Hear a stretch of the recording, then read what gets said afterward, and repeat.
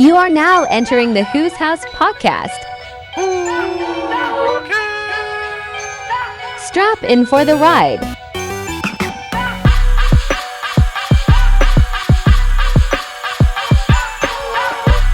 Here we go, SiriusXM Shave 45, special guest energy, superhero energy, right here, right now, at the Stands private premiere with Paul Rosenberg and, of course, your man, DJ Who Kid. DJ Who Kid. DJ Who Kid in And the motherfucking house. Gentleman who I have a statue of in front of my house, Oh, Eminem. What's going on, young man? What's up, bro? How you doing? All's great, man. We are here. I'm super excited and pumped up.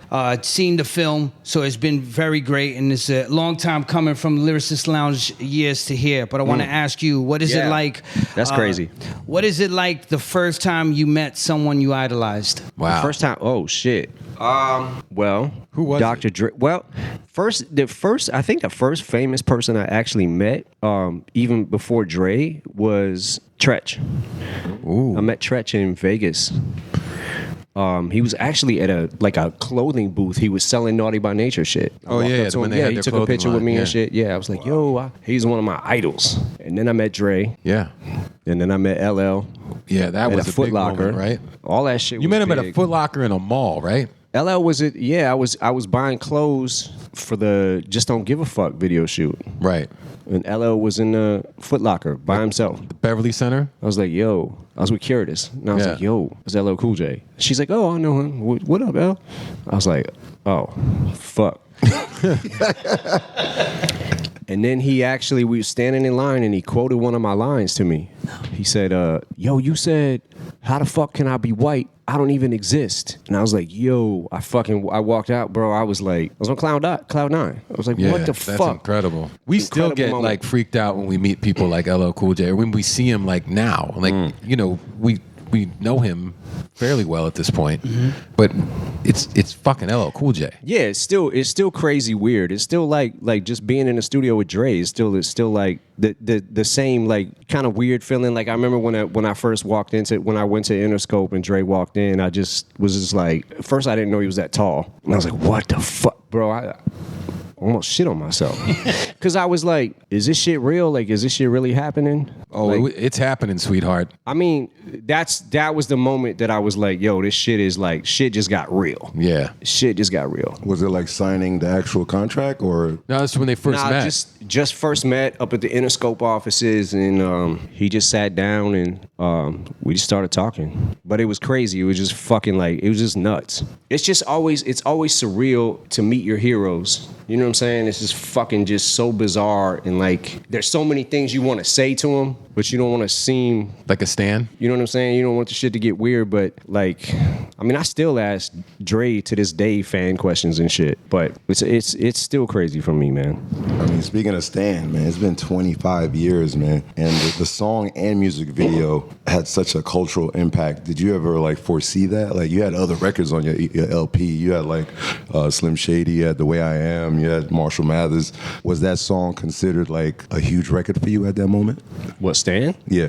Yeah, it was, but it was also like, it was a moment, it was a surreal moment for me to write a song like that from the perspective of this is happening to me, the way I feel about Dr. Dre, LL Cool J. You know what I'm saying? Like, Tretch. Cool G Rap. Cool Big G Daddy Rap, Kane. yeah, bro. The list goes on. This goes on, yes. Redman. Redman, yes, Redman. But it was crazy for me. It was crazy that shit was happening to me. So like trying to take it all in was really weird. Like I still was living at Kim's mom's house on Chalmers. I remember where I was at when I wrote the song, and it was just weird because like I hadn't moved and bought a house yet. Like my second album was out before I actually bought my first house. The fact to be in that position to write a song from the perspective of like an obsessed fan like over me was crazy, but it was like it was so fresh and it had just started happening, and it was so weird for me to like be able to grasp. There's people like who like listen to my music and I'm impacting their lives. to the point where that's kind of what was happening to me. Was like meeting fans at shows and shit, after shows, standing in line, like that kind of shit was just like, these people are here to see me. And it was fucking blowing my mind. But it was also like about how controversial my music was at that time. People taking the shit that I say so literal and thinking like I'm really like this, the way I portray myself in my music and shit, like walking around like Slim Shady all day. Bitch. Right. What's up, bitch? Glad to meet you, bitch. What's up? Slim Shady would Fuck you. would live for like 2 weeks. Yeah. Right. What's up, you fucking asshole? They just walk up to people just 24/7, Slim Shady. If somebody didn't kill him, then he would do something that would kill himself. Yeah. Like, I had many moments where I actually was Slim Shady. Don't get me wrong. Like in real life. At the club, I had many moments like that. Well, I remember those moments very well. As a matter of fact, I may have peeled you off of attacking people on more than one occasion at those clubs you were mentioning. Bro. But it's kind of bugged out because during that time period, there's no social media. No. The impact was just out of control, man. And then, I recently found out like Stans is in the freaking Oxford Dictionary. Would you ever think that? Yeah, the word stan is, yeah. That's crazy. Yeah, that's nuts. It just became such a common term. I think people that use it, I was saying this earlier, I think there's people that use it that don't know it's a reference to the song.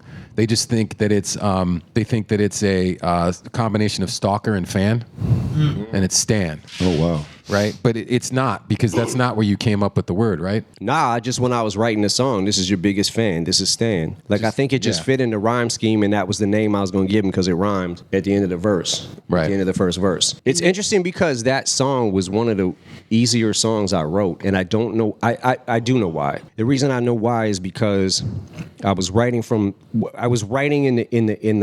in the time frame that the shit was actually happening to me. So it was like I kind of knew the whole story and the way it was going to end before I actually finished writing the song. I just had to put it in rhyme form. Pretty amazing. In the film, you say that you're a regular dude, but you've done some extraordinary things. And in talking in those rooms when you're with legends, how does it feel when they refer to you as a legend?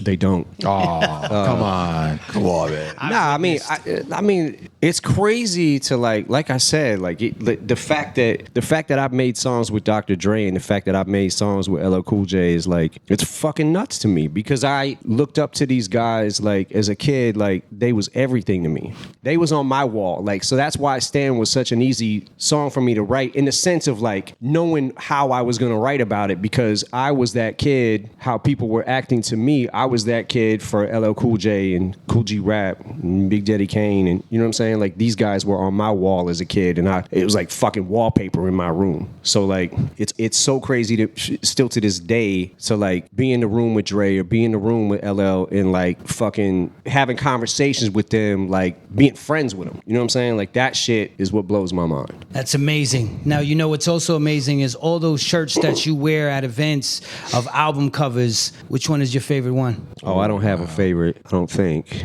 The covers, man, on the shirts, man, they just hit, bro. Well, The those are Far like Side. those are his favorite albums. Yeah. Yeah, they're some of my favorite albums as a kid. So I got a tape collection at home. So I just look at my tapes and then I have the shirts made. Like, oh shit, Lakim Shabazz. Like just Right. One of one. Main Source, Audio 2, Master Ace. yes. Wow. One of my favorites. Okay, I have a few favorites. Audio 2, the first album cover. Iconic album covers. Main Source, Breaking Atoms. Wow. Long Live the Kane. G-Rap's first album, Road to the Riches. The bad album covers. The bad album cover. Like those are Not some Michael Jackson bad.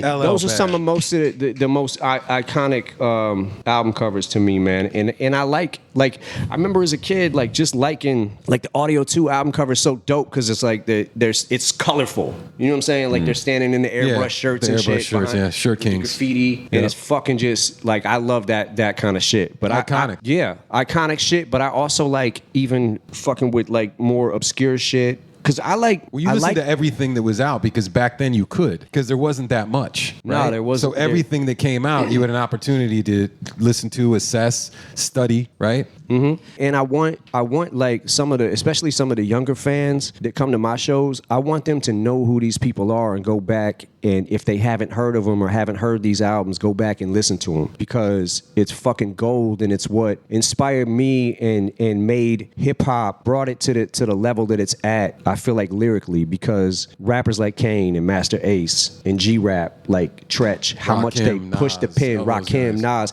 how much they push the pen to a level where you're just like all the intricate rhyme schemes and internal rhyme schemes and all that shit, like just how they're the ones who helped get it to the level that it's at today and pushed lyricism to the forefront. And if you look at rappers over time, the ones to me that have lasted the longest are those rappers who push the pen like that, the lyricists, because those are the ones that have the most staying power because how they do it. That talent. Yeah. That talent. Look at that. You talked about your tape collection. I want you to add this one. I don't know if you have. This is the classic Big Mac, the introduction to that's the promo. Biggie. Yes. Wow. Damn. That's That's- notorious that's a treat for you. Greg Mack promo tape. Yo, Thank you. see you. Sure, man. That's incredible. You can't buy those. You couldn't buy those. You couldn't buy That's, that. was a that's hand-to-hand. That's the kind of shit I'm talking about, like obscure shit that's like fucking hard to get. Yeah. Like I love collecting the tapes. They got the fucking holes in them for the promo. Yeah, yeah. Oh, you know, you go to the record store and shit, and it would be like fucking Yeah. yeah. So you couldn't go return it. Right? Nah, but Record Time used to sell them, just sell them cheaper. Used. It's a used. Yeah, that's a used store. Yeah. Yeah. So like even the ones that weren't open yet, they be brand new. They just have the hole punch in them and shit. But you get them at a discount. That's why I always used to buy them.